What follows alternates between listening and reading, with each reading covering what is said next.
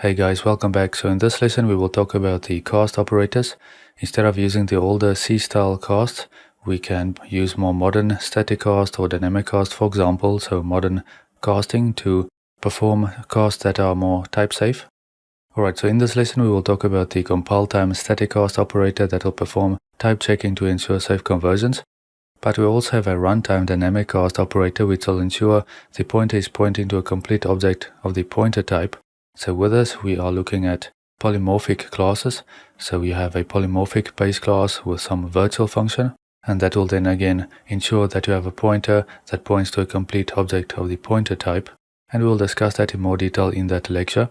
Then we also have the type ID operator, which is used to compare and to check the type of an expression. Finally, we will discuss the const cast operator, which is used to cast away the const from a pointer to a const. So this is useful in the case where you have some function that simply has a pointer to some type. Now in the case where you try to pass a pointer to const to that function that again has as a formal parameter only a pointer to that type, then of course you will get an error because you lose the qualification, the const qualification. So you can cast away the const, and again we will look at that in that lecture. We will see the volatile qualifier in this lesson.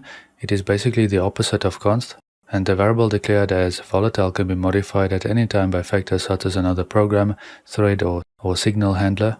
The compiler is instructed to not optimize the variable. So for example, we have some pointer to integer and that is volatile instead of const here, so we use volatile instead of const. I'm just mentioning this volatile in this lesson because you may see it in some code. And again, it's basically the opposite of const, and we can also cast that away using const cast as we'll see in this lesson.